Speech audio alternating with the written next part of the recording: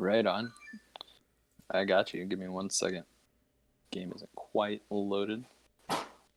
Now we're about to kick off. Who do we have first here? I'm going to start with Joe. I haven't watched much of Joe's play today. Joe's running top mid right into a 1v1 with Sinister. Sinister wins that out. I'm going to switch over to Sinister and see what he's able to do off this top mid position. He gets taken out from P2 by Jeff. Or not Jeff. Jeff's on his team. Sorry. The joys of switching players. Jeff's doing a great job here, coming back onto the blue team base. He's applying that pressure off the kills that he got, and he's living in their attic. He's a real nuisance for them now. He has blue team trapped on the car side, and he's just playing really aggressive, trying to get the picks so they can pull.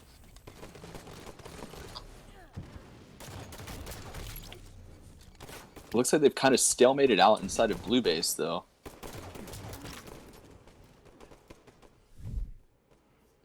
Alright, well, I'm back. I guess, with you not being able to switch the perspective, I guess that was more just giving a radio call. But the who are you going on with now? Well, I'm on Joe. See him over on this P street, just looking for some players. Finds Munchie on the P side. Unfortunately for him, Silver Haze is gonna take out Dreidel, so that pull is probably not there. It's just gonna be up to Joe to really stay alive, try to open up that lane for his team. Unfortunately for him, Sinister's gonna find that kill. So far, I feel as if we're seeing these teams really apply the pressure into the base, but we haven't really seen a team get away with that flag, really pull it out and have their lane filled. It seems a lot of trades are going down throughout the map, as we see another 2 players go down, immediately trade out with another 2 players, as we see trade for trade thus far. Saz playing aggressively for this player over in the P tower is going to get that trade out, as a player in bottom mid's pulling out that flag. Eli also going to be taken out, and I think that flag is eventually going to get returned. Hayes putting down some damage, keeping that flag alive for the moment being, but I don't think that's going to be enough to keep that one alive, as I want to see who that player is. I just got underneath the base. It's Big Daddy Joe. He has about full health, and they know he's under the base, but if he plays as well enough, he could just keep this red team back in their base and distracted. Fortunately for him, they're catching him in the back. He's going for the ninja. Oh. No, it's in my heart, that was a ninja, Joe. You just, unfortunately for you, that player just didn't quite want to die. But Munchie is going to get the camouflage, and this could be the first potential push that we're going to see Baggage Down make that could result in a flag grab, as all of these players respawn in car, and Munchie is going to find a player isolated out in the basement, finds the kill on Justice, and now the flag's being pulled bottom. I gotta talk to people. You've seen this trend happening more often now with these players pulling through bottom base. I've seen it happen on streams on Twitch. I don't know where it's coming from, but it's an interesting strategy. The flag does get back out, and Munchie has an isolation play over on the flag. I think he'll get this return for relatively free, in the first flag will I think gonna hop on for. Yep, there we go. The flag does go in, as Justice tried his best to stop the flag from going in, but wasn't quite able to do so. 1-0 for Baggage Down in the CTF. They need to win this series in order to advance to the grand finals, and so far they're proven a worthy opponent. Absolutely, great life there from Munchie. He was able to do all sorts of stuff there, and we love to see like how aggressive he was able to be with that camo. Yeah, he was really the reason that they were able to stop that stalemate as fast as they could. That camo afforded him the ability to put himself in a prime position, and he took advantage, right? But now there's players all over this P side. They find kills across the map. Adam is in the bottom mid position. He has an angle on the players that are going to go for that return, and Gabe is doing his best, but I believe that return will come in. Cindy putting in some shots from the top P tower, and oh my, if he's just lighting it up. He can feel himself. He finds the 2 kills, finds that player in the tower. Great job by Cindy. He was even able, if he would have managed to stay alive as well on top of that, would have been sick. But Big Daddy Joe, he's gone for 2 ninjas though, because thus far 0 for 2 on both ninjas, as Sahas finds a double kill up in the P tower. So far, I want to see one of these teams really get that setup right, get in, find the collapse on the base, spawn the players bottom base, get the pull through the P or the car side, get it back to their base, like, you know, just have that classic flag grab, flag cap. And so far I just haven't seen either of these teams really be in the position to have that classic feel of the flag pull, flag cap. And so far, I mean, Cine, I'm just gonna stay on for Cine for a while, man. This dude is just heating up. I feel as if his one-on-one play is just, I think it's probably the best we've seen thus thus far throughout the tournament, as Eli finds the stick on one player and then it gets the help with Sinister on the second as the flag is getting pulled out. This classic flag grab that we were talking about just happened as Munchie's able to get that in for his team as they go up 2-0 in this first CTF. I was going to tell you earlier, Ed, Dr. Dreidel was able to burn camo around 7:35. So we're a little past that now, but good job of them to make sure that this doesn't spiral further out of control by letting that power up go away. Absolutely. We could see their first flag cap for Kitty Squad as Saz is clearing out the P side. Unfortunately for him, 2 players come in the base and do eventually get those kills, and that stray nade gonna take him out as they are flooding out the P side. We're about a minute away from the invis, so they do have the freedom to really play the map how they like. At the moment, they're not constrained to the P side. We see everyone on this blue team on P side, so if I am on baggage down, I might not be so happy about just pushing head to head on the P street like they currently are. I think it's costing them a little bit too much on the life's calm. But Kitty Squad, they find 2 down, and it just seems as if they were there for the flagpole, but I'd like to see them just, it's been a common theme throughout the tournament, they just could be that step faster. They could get in that position just a little bit faster, and they could really have 2 flags on the board with how the slates have been going thus far. Kitty Squad has done a great job of getting that P side control, but you're absolutely right. They're just too slow on the pull, and I think Sinister was the one that got the great grenade in on the flag puller, and at that point it's just they have numbers, it's even, it's just a scrap again. Kitty Squad hasn't been able to win those out. Making something happen. He finds 3, and then I think the camouflage should be in Gabe's hand. It is. He's not going to find this kill on Eli, but he can keep the pressure on their side of the map, and that's what's important. Is all these players are spawning in the car bubble. We see 2 of them push forward, and 2 of them and 1 of them come back. So they're going to have one more fight in the home base. And I think Gabe is in a good position to make sure he can take advantage. He's going to throw that flag out. Now that I understand that he has the camo and he wants to slay, right? But I feel as if he could have gotten that a little bit further for his team and then let someone take that flag away and keep the slaying ability up. But one thing I should say, I feel as if Gabe feels as if he can't shoot his pistol when he's invisible. You know, it's like sometimes you can give out that position just to keep people distracted and to be more of a nuisance. With that being said, he's done a pretty admirable job at getting that position, making something happen for his team. He's largely responsible for that flag cap going in the favor of Kitty Squad as they're trying to bring this game back. And so far, like you said, I think the P control has been fairly superb by Kitty Squad. Now it's just a question of speeding up their gameplay just a little bit. Absolutely. They have it again. They have Adam and Ed underneath the base. Ed is going for a pull right now. All right, that's good timing. You see, and even if he was just like a tad bit faster on that, he could have gotten the timing while those guys were still on spawn cycle and could maybe get this flag in without anyone being at the car door. But I think the slays are going down in favor of Kitty Squad. They tied it up, and I mean, it was all baggage down from the start, and now all of a sudden, really was. Kitty Squad is starting to put the pieces together. Seems as if they're wanting to finish this comeback. Oh, they're not quite cleared out P side, but they've got 2 kills over there now. Oh, but Eli snuck in behind him. He's now. Eli could make a big play as he does get behind the players, has that flag still going out. Saz is trying to get the shots in necessary to take him down.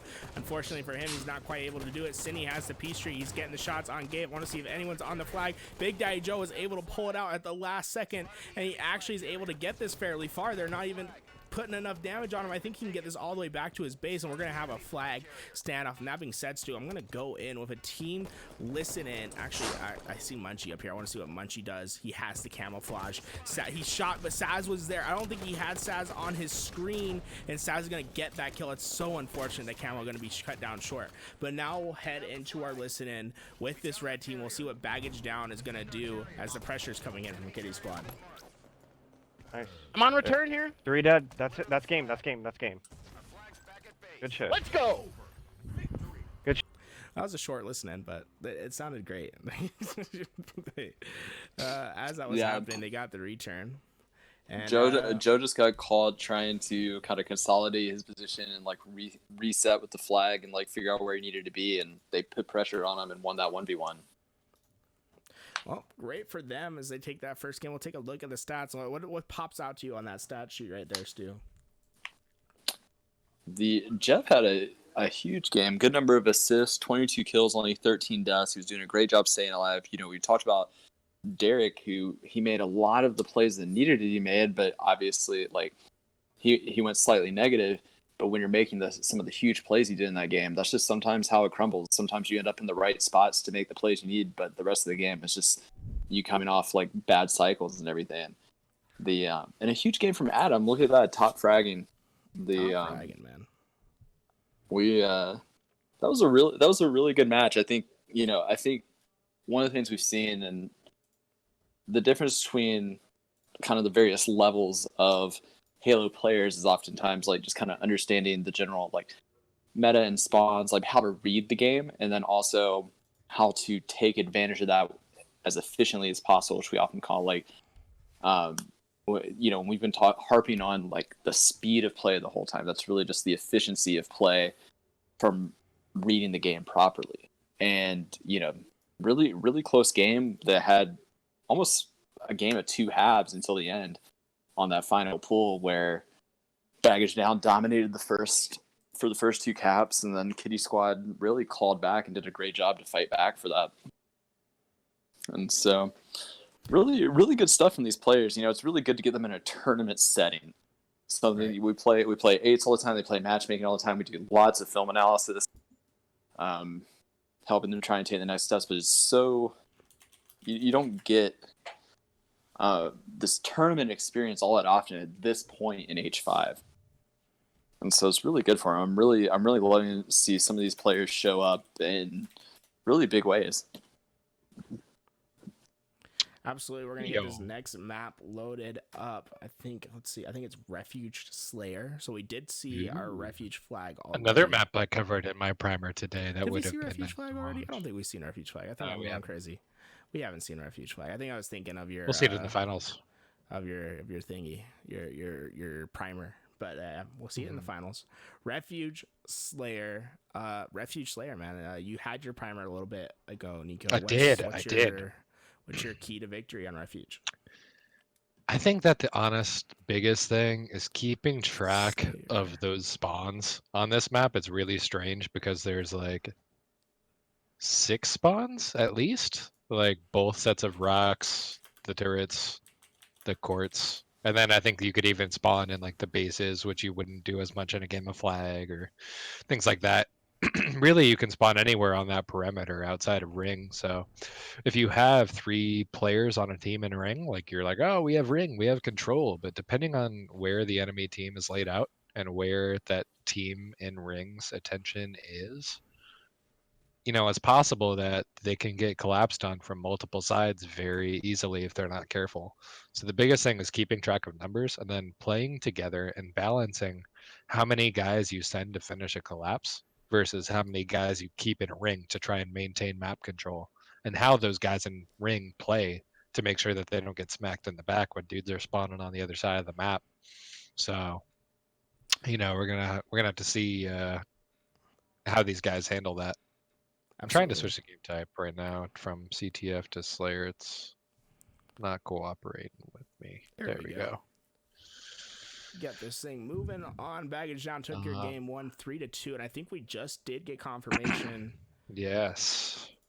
I was going to say that. Did they play their game 4, though? Because that game 4 is actually going to be very important, so I want to make sure they do play that game 4. But Nerf These Thumbs are confirmed winning their they have won their round 3, so they are 2-1. So it's gonna be up to Baggage Down to play to win this game if they want to get into the grand finals.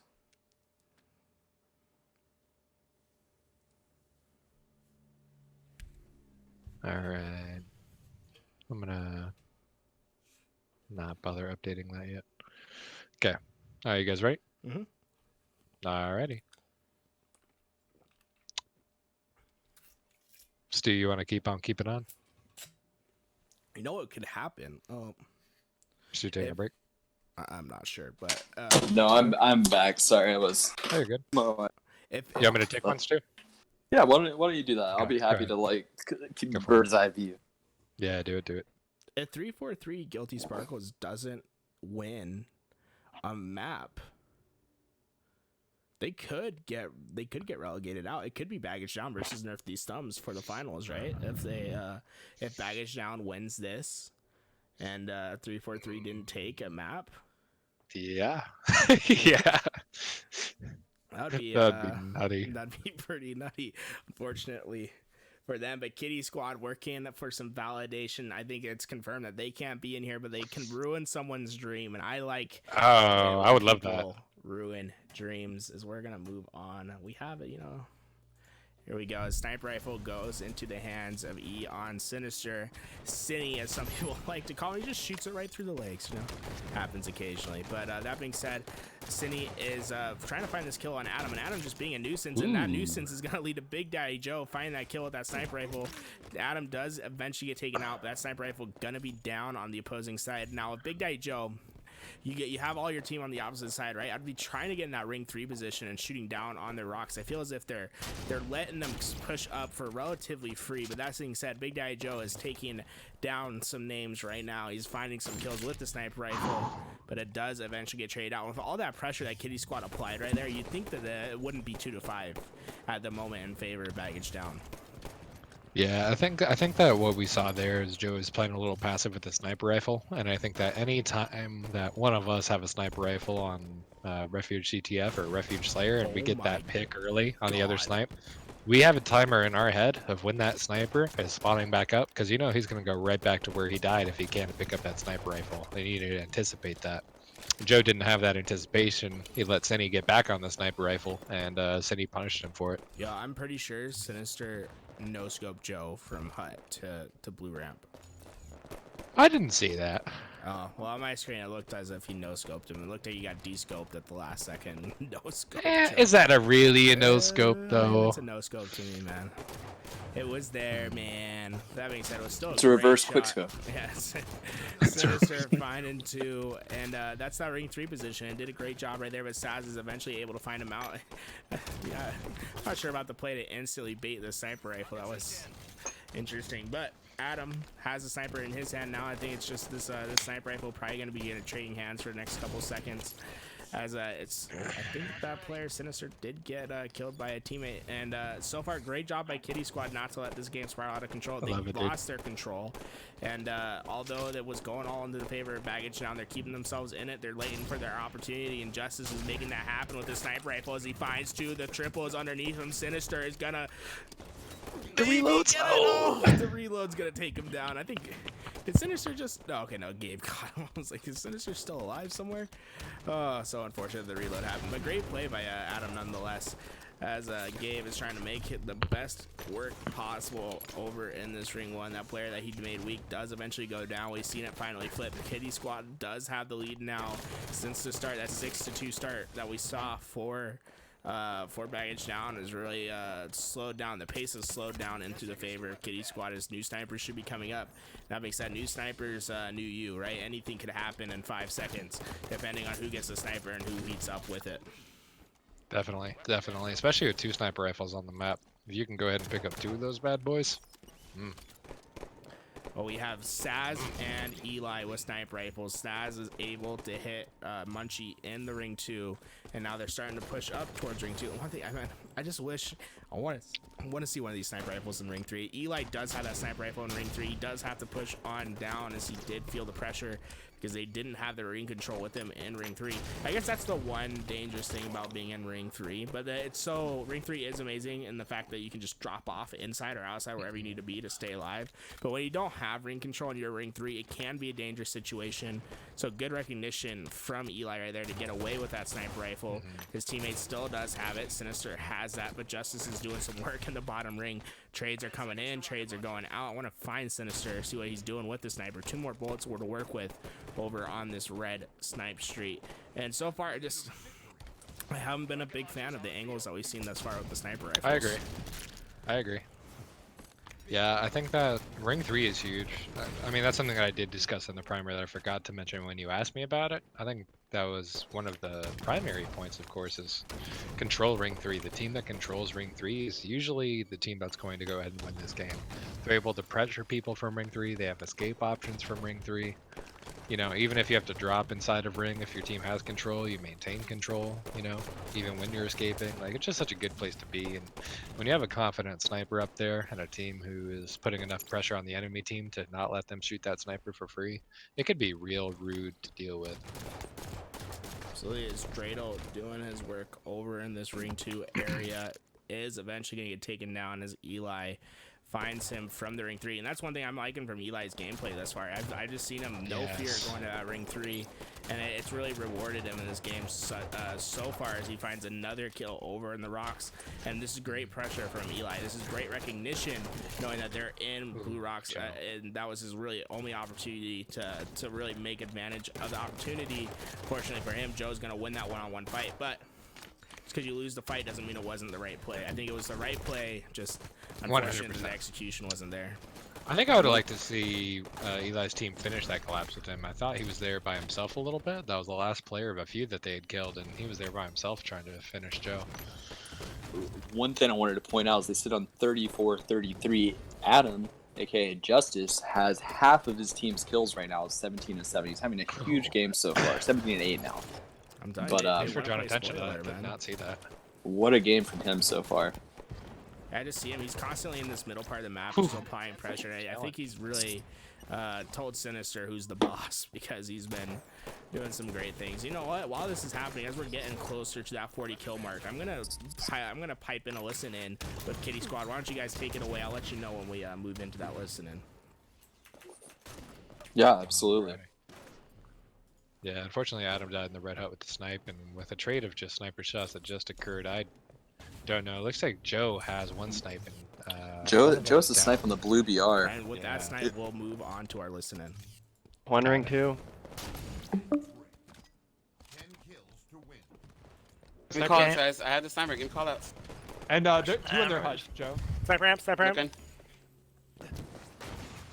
One in their back base. Rocketed in There's the two there sniper ramp. Rockets are Missed. snipe. Dang it. Spawn. and their core still. They're all over there. Their course. One in that sand, Joe, guys. try to rotate to the base. We're all stacked here, so you've got this There's power 3 their weapon. court still. Ring 2. One's chasing me on top red. Ring There you go. Vaughn, just hanging out. 2 shot their court. I'm looking.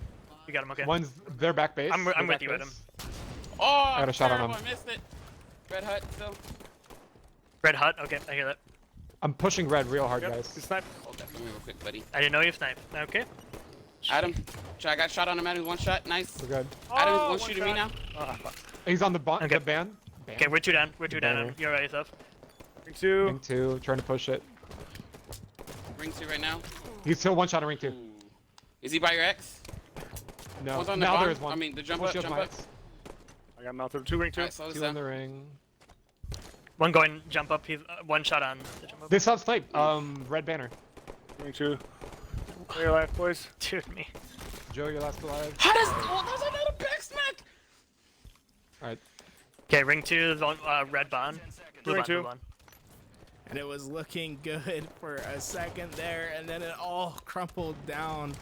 I like the communication though, and they could still bring it back. It's not over. Rockets are coming up. Adam's making a play for them. Sinister's gonna find the kill, but the Rockets are still down in the ring. The player is alive. I want to see Saz make a play with these Rockets. Unfortunately, Munchie is gonna find Dreidel before he can make something happen.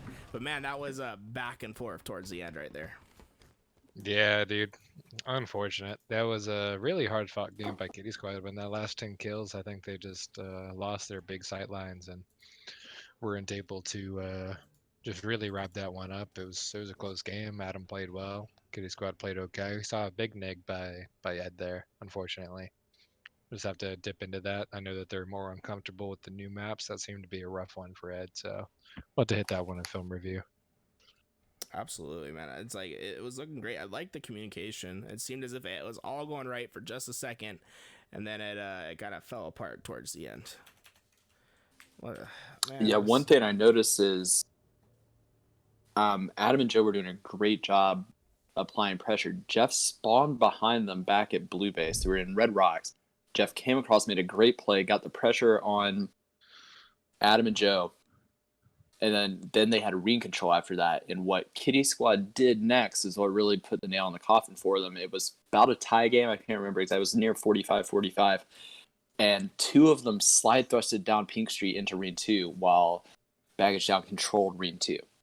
And they weren't able to use their thrust. They kind of basically burned their utility. And I think they both ended up going down right off that. And that set it up to like 47 or 48 to 45. give or take. And after that, it was a really tough ask. Maybe if Gabe had a couple more seconds or been able to be faster with those rockets, we could have seen a different game. But really great stuff from Baggage Down to bring it back there. Like, really the clutch time. I didn't get to see Eli's perspective, but I know he hit a huge snipe at one point. And what a game, really. I mean, 2 huge games from both Derek and Adam. Love to see that. Huge damage, both almost 3K damage. Absolutely. Eden Oddball, our next map. We've seen each Oddball iteration except for Eden. And Eden, man, I feel as if Eden is the bane of my existence. I feel as if I always choke every game on Eden Oddball.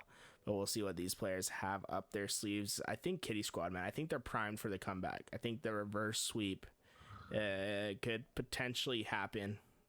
But if that being said, Baggage Down has done a great job of holding back the comeback each time, right? They were up 2-0 in the CTF.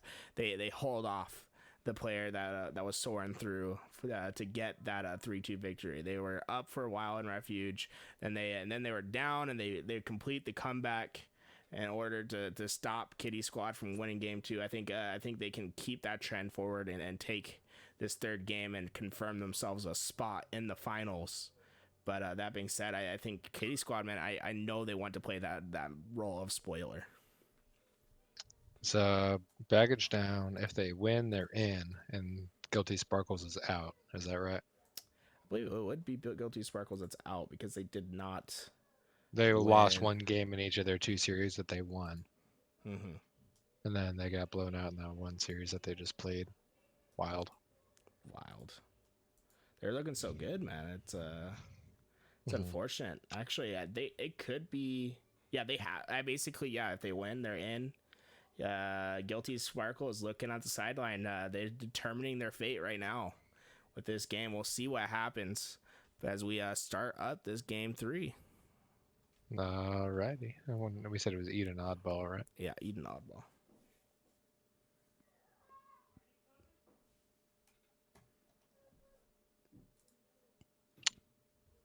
I love Oddball.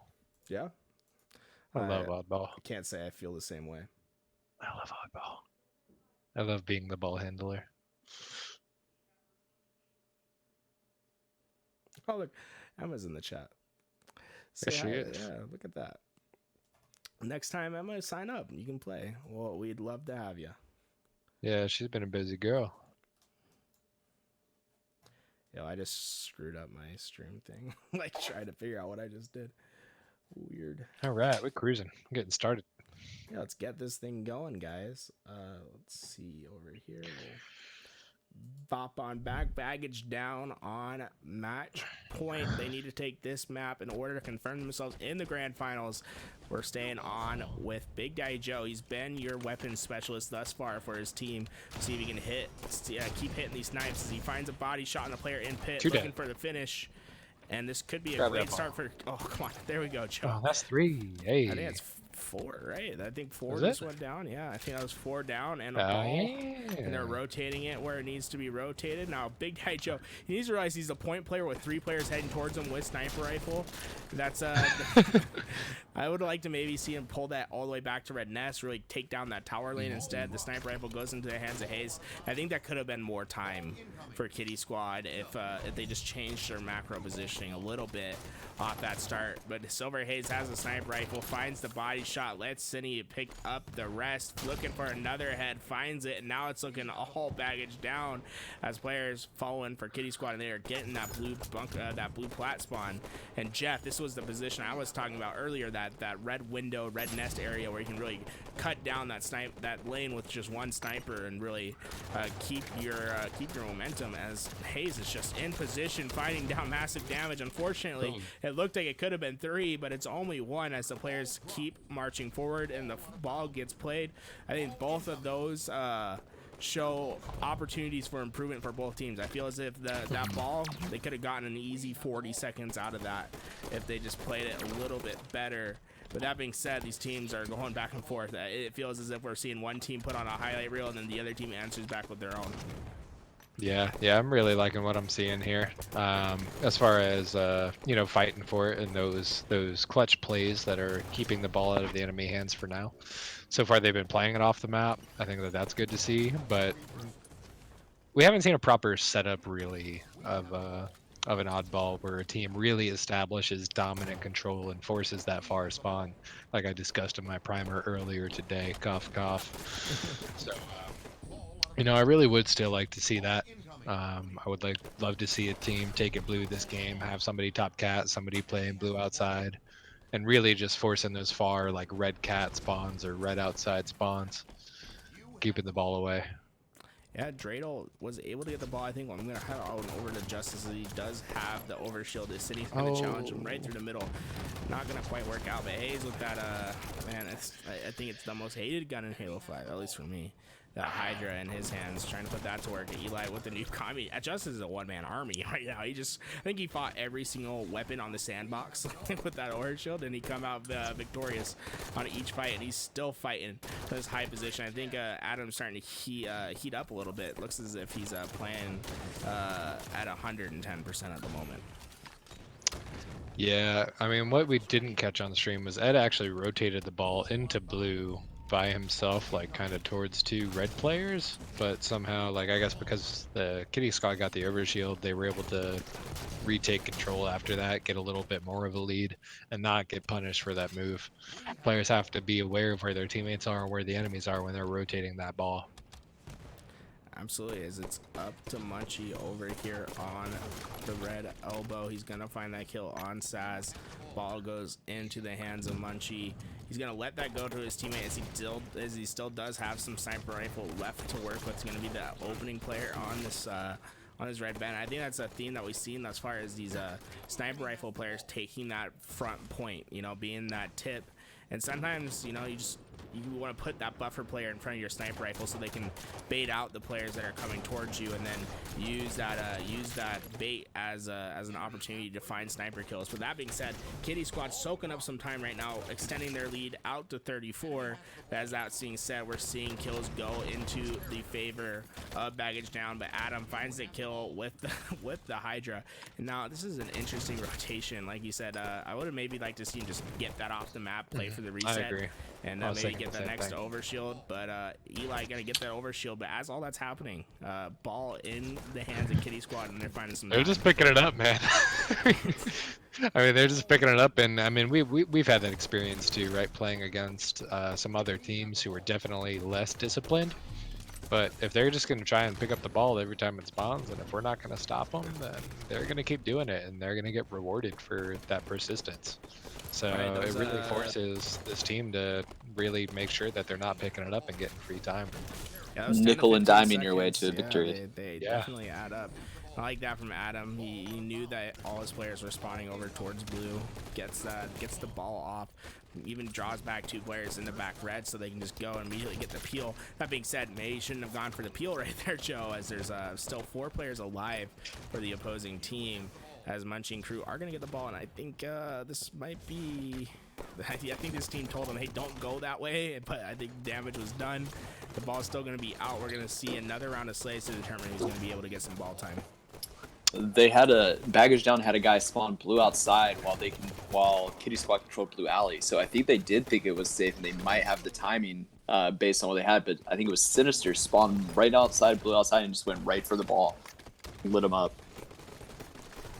We're seeing just the kill feed light up, but players all around it. Adam Hey, finds the that's prime 4 dead, positioning, right? and that is 4 down. Sinister spawning all the way at the red elbow. This is their opportunity to set up. They have 10 seconds to pick their setup and play with it. I want to see what they want to do And here. Adam gives the information that there's 2 players at the bend. He's gonna find 1 player out and make him weak. Eventually does find that kill and then backs down. And beautiful play by Adam right there. Even goes into the re-challenge. I think it's taking 4 players to find that kill. But that being said, they did a great job at finding those players on the outside. I think maybe those players on the inside, just let Adam do his thing. Make sure you're watching that push on the inside of the map, and and maybe that would have played out a little bit better for them. But I'm liking the play from Adam. But right now, ball in the hands of Eli, overshield in the hands of Sinister, sniper in the hands of Munchie. It's all baggage down. If there's a comeback to be had, it's going to be off this life, as they have just about everything you could ask for. As Kitty Squad's going to have to really dig their way into this base in order to get these kills, and they do just that. 3 go down, ball in the hands of Dreidel. Adam all with 4. another kill. Wow. They're spawning tower though, so they didn't get pushed all the way to the other side of the I map, think which they we saw happen recognized that, earlier. man.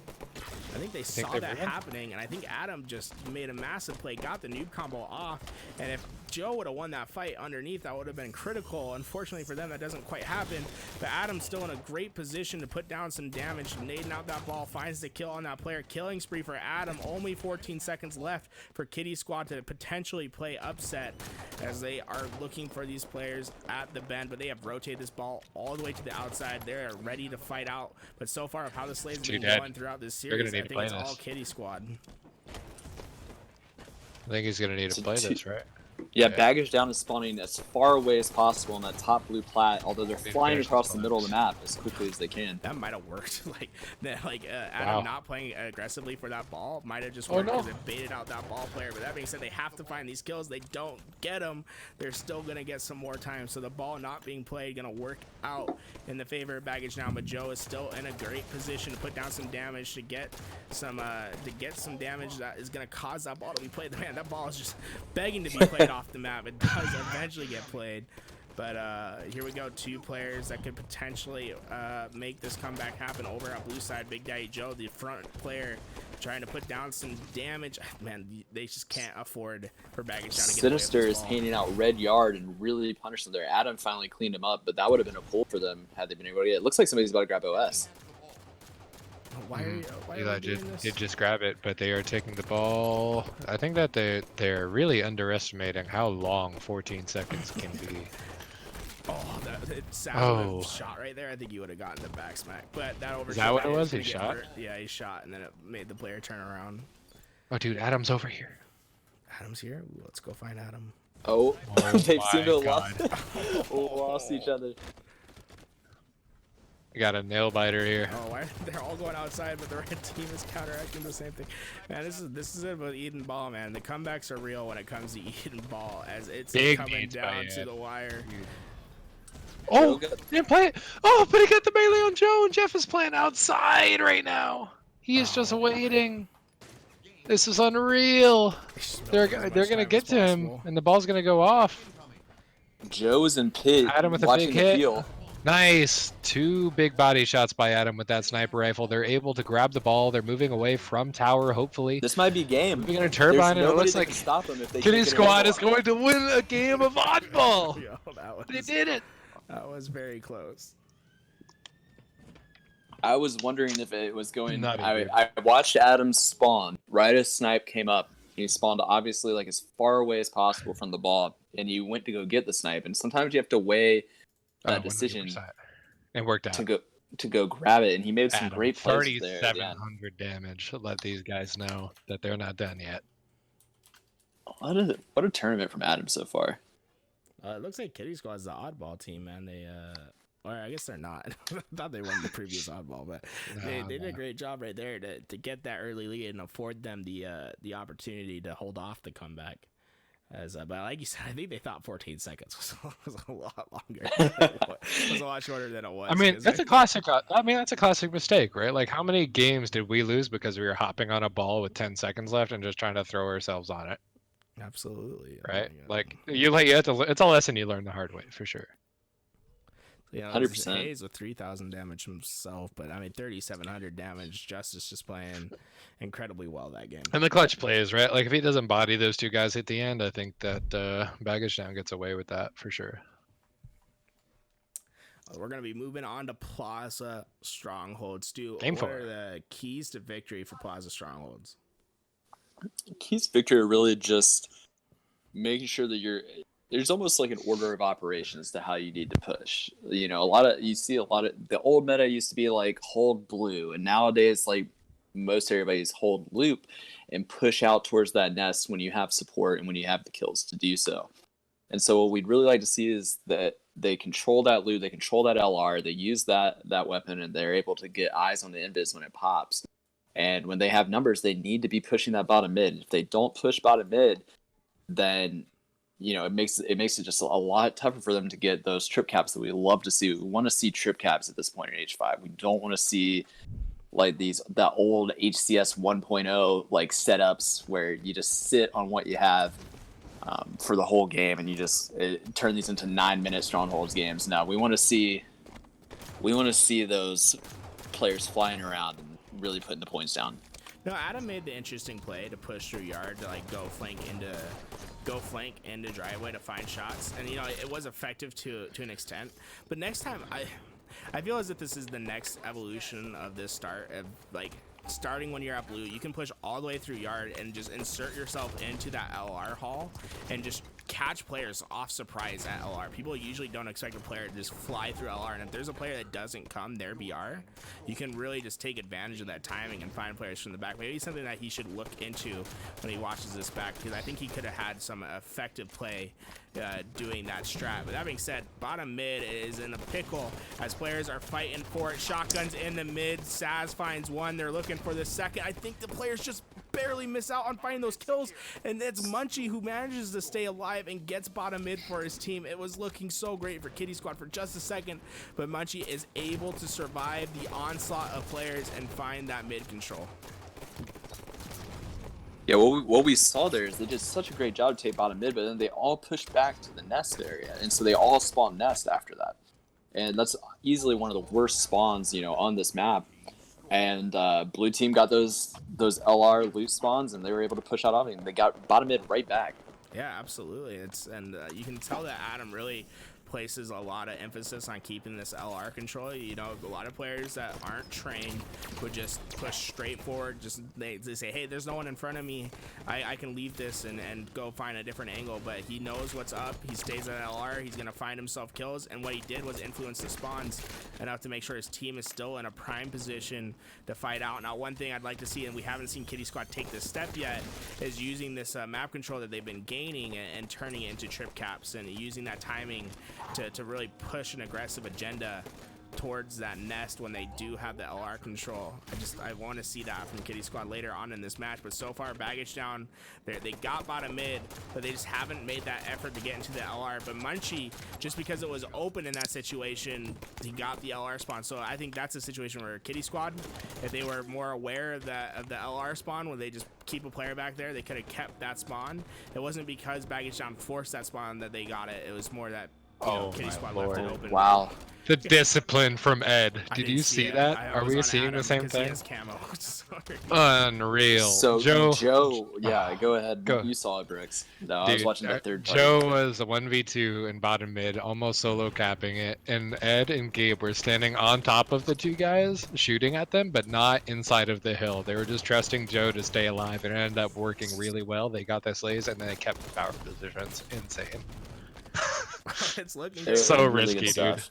We're talking about the trip cap. Now they have it. Big Daddy Joe finds the shotgun. If he can make his way to bottom mid, he could find some impactful kills with the shotgun. They do get the reset, and now, like I said, they have that confidence in Joe to make the play. Unfortunately, Hayes is going to find him out. I don't know. Did Hayes realize the shotgun was there? I don't think he did, so that shotgun's going to be on Big Daddy Joe's X. But as all this is happening, man, the trip cap is still in effect, and Ed has been turning up, man. He just found a critical kill. He's keeping his player preoccupied, and if the players come from LR, they could potentially stop this player at Nest. They do just that, and that was an example of how living just absolutely can change the game, right? If that player had died if Ed had died on that garbage truck, that player doesn't have to stay focused on that player at truck. He just bought his team probably another 10 to 15 points of time by just managing to stay Freaking alive. He huge. didn't even have to get that kill. That was a beautiful play by Ed. What And time is I this think camo? I think we're about to see something interesting happen. It's in the 40s, I think. I think Adam got it last time. But what we saw, and blue team's pushing him out. It's too late to say it, but we were about to see something different happen. Red team pushed yard for the first time this game. We're 77 points for blue team into this, and they've been just pushing nest the entire time, getting them first spawns, and so they finally did it and were able to break control. I mean, Kitty Squad just can't be contained right now. Like, you can't stop him right now. I just want to make sure no one spawns behind him.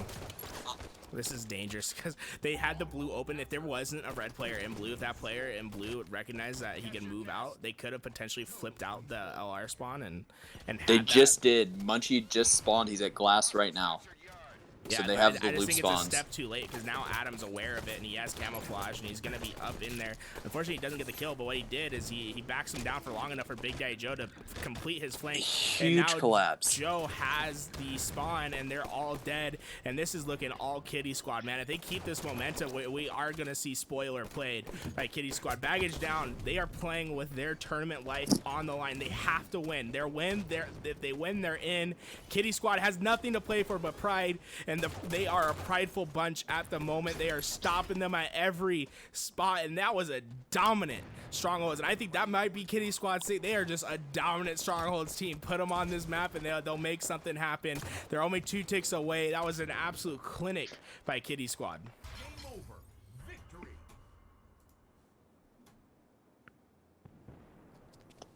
That was so well done. One thing that I really liked was that, it's easy sometimes to sit and you get used to what you've been holding. And so for much of that game, Kitty Squad, before they got the trip cap, they held that yard and they held that bottom mid. And then when they held bottom mid and nest, even though they had LR control for much of that game, they didn't panic and just send people flying at yard when they needed to be fighting for the other strongholds. They held what they had and didn't spread themselves too thin. They were able to kind of headbutt Baggage Down Baggage Down was just spawning blue or nest and flying at nest almost the entire game. I really think they only went yard once. And I think their lack of rotations just kind of let Kitty Squad really just sit on top of them and hold the best parts of the map and catch them in just the worst rotations they could. Really good stuff from Kitty Squad. I love seeing that after those Kitty first Squad, 2 games. That was absolutely I'm so hard wonderful. right now, dude. That was great. That was honestly just about textbook of how you play that. There was a couple missed opportunities. That's to be expected, right? And I think every team has that. They can look back and play, but they play. But can we talk about basically the difference between that and some of the games we were talking about where they were missing some real opportunities for the entire game? They played so fast and so Absolutely. They together. felt The you pace could of see play of how that game comfortable was they so felt. clean. That was huge, dude. You can absolutely tell they felt very comfortable.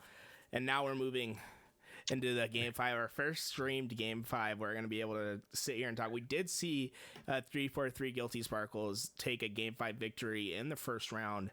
Now it's up to Kitty Squad and Baggage Down. The reverse sweep could potentially be in. Baggage Down playing for their tournament life. Kitty Squad playing for spoiler. We'll see what happens as we're getting Coliseum Slayer ready. I mean, this is one of the most classic Slayer maps that you can play. Nothing better than Coliseum Slayer.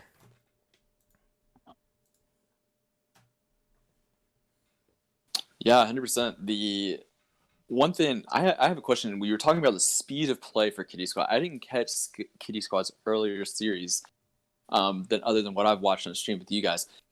Where Adam, or really was Adam, who I've really noticed has been taking advantage of the middle of the map. The Baggage Down has not been getting. It's not a true cutoff. It's not an objective cutoff, but you're not cutting off the middle of that map. And so was he able to play across the middle as much in those early series? Were you guys able to notice? I think we've definitely seen a change. I think that refuge kind of woke him up where he was able. I think they weren't able to play that middle lane as effectively, and I think Adam's been playing it masterfully since we've seen him.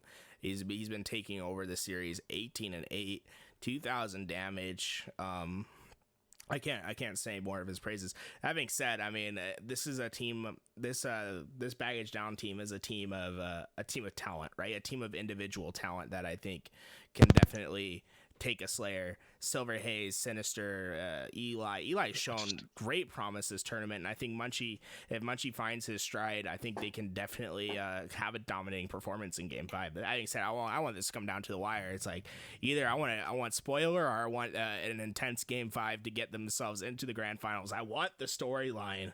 That being said, 343 Guilty Sparkles looking at the sidelines, wishing they played a little bit better in their previous series, as they could potentially be out if Baggage Down takes this game number 5. And Coliseum Slayer, as we are ready, we are loaded. It's happening, boys.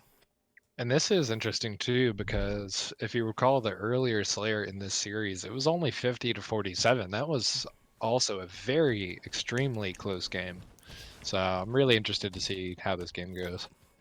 Absolutely. Big Daddy Joe opting to play that window lane. He's trying to find some sort of damage. Unfortunately, a nade's going to come out, make him one shot. I like how he sprints to get the help at Rockets, although it isn't necessary. Oh my. He could get the Rockets. I want to go on with Adam, I guess, see what's going on with this sniper rifle. That sounds good. Yeah. He has 4 bullets. We're just... Players are all around. I'm not quite sure what's happening yet, but he finds a nasty no scope on. Are we gonna see Sinister Adam in the T window. square? Oh, Adam T squared. Adam square. Adam. Yo, did he not see it? I think he just wanted not to T square, but he knows he's gonna have to. I mean, I see a T square, bro. I'm salivating. It's like, give me all the power weapons. He's not quite sure where this player is, and he's, you know. Yeah, he doesn't know he backed up. But okay, I think he's handing it off to his teammate, which is fine. I don't know. It's very nice, Adam, but we want to see the overkills, dude. Well, I Get out want of here to with see this team I wanna play. see You him know what I'm play saying? aggressive, right? I feel as if they Yeah, lost yeah, a I lot of understand. time making that play. Although I it agree. could work out because they definitely Baggage Down has not punished them for it. And Big Daddy Joe shows why you give him the rockets. He finds 2, and he still has 1 more rocket to work with. He's gonna find this player right in front of him. Oh, he shot it behind him. Unfortunately, did not get the kill. But he definitely made Adam definitely showed why you give the rockets to that player. Is there? Oh, there's So an AFK. Adam- Will you end it? I guess Hayes is AFK. What? Is Hayes? Yeah, Yeah, Hayes just What do you like mean Jeff AFK? wasn't moving. was that for the entire game. I don't know.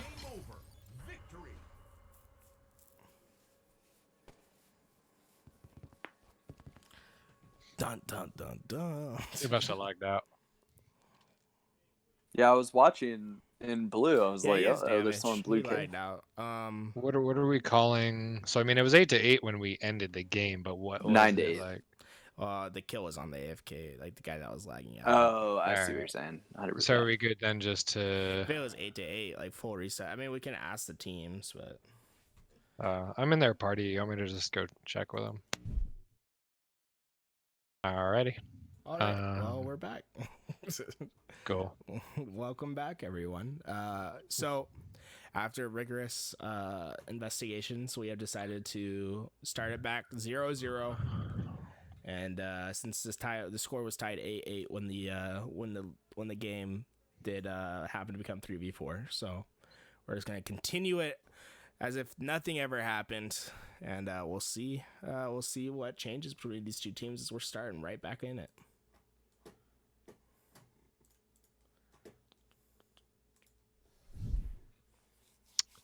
Alrighty, Stu, you still here? I am. Well, there Do you want to cast with Gary? Sure. I'm happy to take do. Quick walk boy. Yeah, that sounds Be good. back. All right, well, we're gonna stay. I'm gonna go on with Sinister as he's making his way towards the pyramid.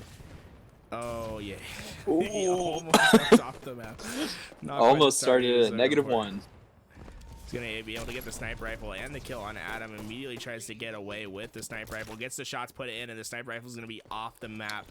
But Dr. Dreidel does have the rockets on the other end, so power weapon control is gonna go into the favor of Kitty Squad. That being said, only 2 rockets really to work with. We'll see what Ed can do with those rockets. He shoots one, hits his teammate, but fortunately enough, that's not gonna cost that teammate's life. As Dr. Dreidel still just, I'd like to see him, stay in this top control, right? If a player comes from either DMR, use it, or maybe push yourself out to the elbow to find an easy kill, but not be shooting cross-map rockets, right? I'd like to make sure that those rockets get kills. I think he could have played into the red base, tried to isolate a player out on the elbow, use that rocket to find an easy kill, instead of going for some of those more cross-map. Would have loved to see him burn his nades off playing off the front of that bridge as well. He obviously knew there were 2 players there. He Yeah. probably could have got a double kill if he had thrown all 4 of his nades. Right, that's just something that more players need to be aware of, is when they have nades. And if you know a person somewhere and you can throw a nade and bank it to hit, I mean, throw them, right? There's no reason to keep them. The whole objective is to get killed. Oh my, the double stick from Adam. He throws one at the DMR. He throws one on the street. He finds a stick on both players. I mean, they were both like hefty ones, bro. I was basically watching Tom Brady in his prime.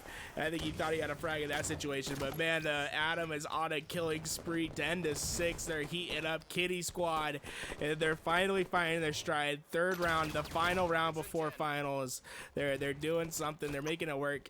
And I love sticks, man. That's some Jolly Josh moment right there with those sticks over on the street. Oh yeah. We love some wild organic blueberries. Justice is looking for players all around. Man, his reticle just moved out of the way. He could have had that player at top rockets if he just kept it for half a second longer. But that player does eventually come to bite him. The rockets did go into the hands of Eli. I want to see what he's up to. So he's just sitting over here on the snipe side. Has a player pushing in. Player's right next to him. And unfortunately for Saz, he's not going to be able to find the trade as Eli is able to find that kill. All of a sudden, this great start from Kitty Squad has all been diminished as we see the push starting to come in from this baggage down squad, putting down the damage. Eli finds 2. Looking for another player in the cave, and he's going to find that player as well. That's 3 kills, and 10 of the 17 kills so far for this baggage down squad has been from Revelation, aka Eli. We like to call him Eli. Yeah, really good stuff from him. I loved how he didn't. You know, you see a lot of players in general like burn that rocket for a trade when they get surprised like that, and he recognized he was one shot, got the melee off, fired the rocket, so like he got rid of it without like being too risky, but he didn't kill himself to do it. Right. So I like that. Which is great. Sinister unfortunately gets the ghost melee over at the silver. Just think the height difference kind of made it a little bit awkward. Not able to find that kill. That sniper rifle going to be stuck down there in the grass somewhere as Adam's trying to find this player that's rotating towards that sniper rifle. Going to get that kill. And now he's looking for a second one as Eli is pushing him as well. And he's potentially, yeah, he does find that kill, gets the double beat down on that player, and is now looking for another one. And there we see some great jobs by Kitty Squad right there to make sure that they found all those players. They're potentially going to get them 4, I guess it's not 4 down anymore, but they do find all 4 players that were alive at that time. Are you on Adam's perspective right now? Yes, right now I'm on Adam's perspective. Yeah, he is full going Manny Pacquiao out there, laying down the beatdowns. Yeah, I think He's, he wanted a G challenge right 2 there. doubles. He couldn't, and then he ended up getting the kill anyway. Rockets are coming up. Munchie's in position to grab him, but nades are coming out. He gets hit by everything, and I would have liked to see him. You know, as soon as you were one shot in that situation, you know, just shoot that second rocket off so the opponents don't get it. But unfortunately for him, I think Gabe just had good timing on him. It wasn't really a fault of Munchie, just unfortunate timing on his end. But we're seeing it, man. It's a close game as the back smack comes in from Joe. I think it's the second time I've seen Joe whip rockets, and he was able to back smack a guy with the rockets in his hands. Oh, unlucky. I think he just ate a team nade, but still a really close game. Kitty Squad keeping it very close. Just 1 kill down now. I'll take a look at the. So Eli has 14 kills for his team, and Justice has 13, and they have the same amount of deaths. So right now it kind of feels as if it's a battle between these 2 players, and so far Eli is winning at the moment, but it could change at any moment for Kitty Squad as we're having our first. This is like a real drag out fight for this snipe control. Players are falling down everywhere. Damage is being output. Jeff is trying to do his best to stay alive, and I think he just did that. Great job by Hayes to stay alive in that situation. He was in a really sticky one.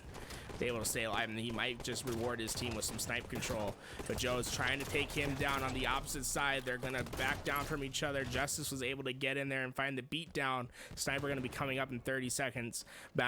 Snipe control in the favor of this blue team, but Munchie trying to find a flank. Big Daddy Joe gonna shut that down. The DMR, that extra output of damage, gonna make the difference right there in that gunfight, as he only had to find 2 bullets into the body instead of the 3 bullets that you'd normally have to find with the pistol.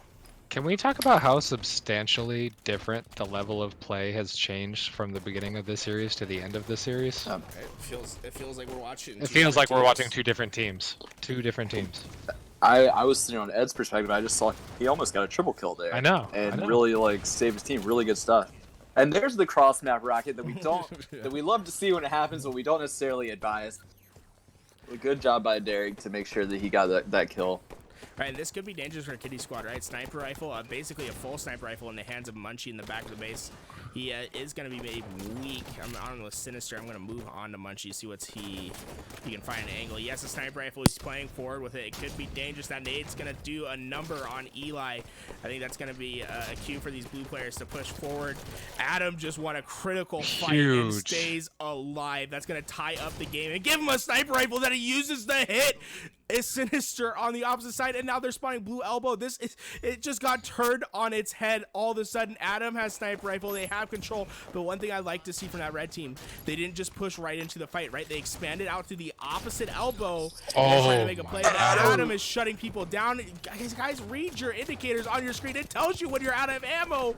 He could have found that kill at 42 to 41, and Adam is playing out of his mind. 18 kills and 8 deaths, and he's already pushing the aggression. I gets hit by a teammate, but no one's on the snipe side right now. They're triple stacked out on the rocks, and as long as they could get in here and actually make some use out of that, but they have to find the collapse now. They can't afford to play slow.